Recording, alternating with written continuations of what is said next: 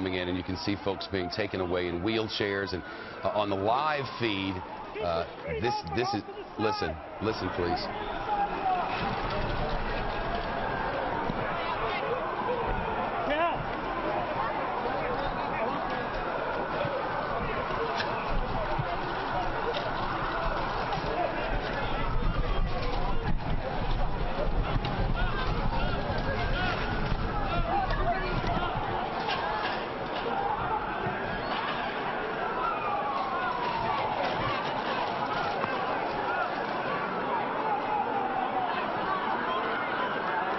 Okay.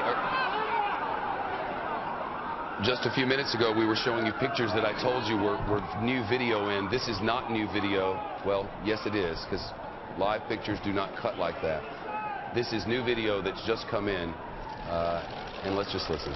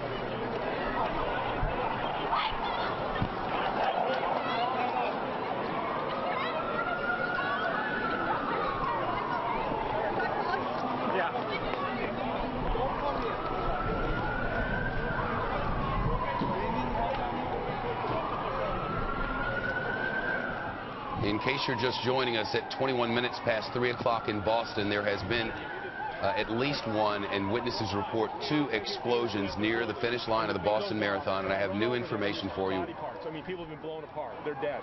I mean, there's where the window is, the windows are all blown out, and there's probably about 3 for sure that are dead, at least. Well, this is how the beginning of every scene happens. And what we can hope is that somebody, well, my goodness, an unthinkable scene in Boston this afternoon. It is quickly becoming clear that we're in the middle of a disaster in that city. At least 1 explosion has happened, possibly 2. We know that dozens are injured. We have reports, not from authorities or anyone else, of actually seeing victims who did not make it out of this alive. We do not see an enormous amount of structural damage at all. What we see is windows that are blown out and people who are injured who came from behind those glass walls. It's our belief that that's a hotel there, but I'm sure some of the people in the sound of my voice know people in Boston and know people at this marathon and know people who work in those buildings, and would be wrong for us to start guessing about where anything was or who did anything or anything else. For all we know, there's a kitchen in there, and a gas line ruptured and it exploded, and we have a horrible outcome. Of course, whenever you have an enormous public event like this, the oldest of its kind in all the nation, on Patriots' Day, there are reasons for concern. And because we don't know whether those reasons are based in any sort of fact at this moment, I'm going to read for you the latest that we have from the scene. And quoting from the Associated Press, 2 explosions shattered the euphoria of the Boston Marathon finish line today, sending authorities out on the course to try to carry off the injured, while the stragglers in the 26.2-mile trek from Hopkinton were rerouted away from the smoking site of the blast. Competitors and race organizers were crying as they fled in chaos. Bloody spectators were being carried to the medical tent that had been set up to care for fatigued runners. Quoting here, "There are a lot of people down," one man said, whose bib number 17528 identified him as a man from North Carolina. He was not injured, but marathon workers were carrying one woman who did not appear to be a runner. She was bleeding.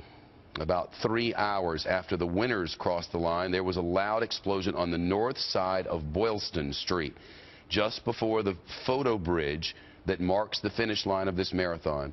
Then another thunderous explosion could be heard a few seconds later. Runner Laura McLean of Toronto said that she heard 2 explosions outside the medical tent. Quoting, "There are people who are really, really bloody," McLean said. They were pulling them into the medical tent. Quote, "I was expecting my husband any minute," she said. "I don't know what this building is. It just blew. A big bomb, a loud boom, and then glass everywhere. Something hit my head. I don't know what it was. I ducked." That's what we have, and these are the pictures as they are coming into us from My Fox 25 in Boston. Our local anchors and reporters are on scene. Let's listen in. He knows what he's doing. He was the head of Boston EMS, and then he went to go work under the Obama administration. And he said, "I wouldn't miss this for the world." He was here. He loves the Boston Marathon, and you know that he's sort of helping with a triage. And you know that he's on the scene, and he's making sure that people are getting the help they need.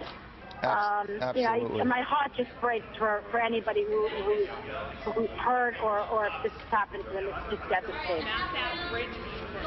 Just devastating. So again, Mike, let me just repeat what I know at about, I don't even know what time it was, but for the runners, the last group of runners that went off at 10:40, this was the 4-hour mark, and that's when they had just crossed the finish line, right at 4 hours, and that's when you heard an explosion, and then you heard an explosion following that as well.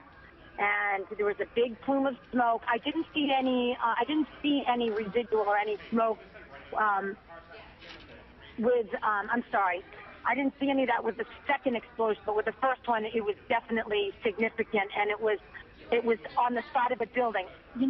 Guys, daughter Isabella, is that where the Jumbotron was? The woman whom you're hearing speak now is a reporter for our station in Boston who was there when this happened. Let's listen. I'm saying that just for context and wondering if maybe that's where it was. But right where the Jumbotron was, where all the few people who were there, they could look up at it. That's where the explosion was, on the side of that building. Wow, so that's right there on that left side. Again, Maria pointing out that you have the Boston Public Library on the right side. The explosions, according to Maria, appeared to have happened on the left-hand side there. If you're going down Boylston into like towards the Commons. Traveling the way the runners were traveling. It was on their left. Exactly. And it was crowded. I mean, tell us how crowded it was. You were there cheering on your husband. It was packed. I mean, they were coming through. It was packed, Mike. I tell you, there were a lot of people coming through the finish line at that moment. So, and all the people are there. They're 10 deep on the sidelines waiting for their loved one to come in. So you have all of those people who were right there. Now, again, it looked like the explosion happened halfway up the building, so it doesn't look like it happened on the ground floor. This is all I can tell you about my recollection by turning around. And, that's the building. Stuff is falling from the building. I don't know, who it hit or how it hit. The building was still standing, but there was a definite explosion. I did send you guys a picture. I'm hoping that it comes through. Interesting. So, Maria, again, just to make this point, since you were right there, you're saying from what you could see, it didn't seem like the explosion happened on the ground, but actually happened in the building? Exactly, Mike. In the middle of a building. I was right there. I turned around, and you saw the plume of smoke in the middle of the building. You heard the explosion. It forced you to just jerk your head and turn around.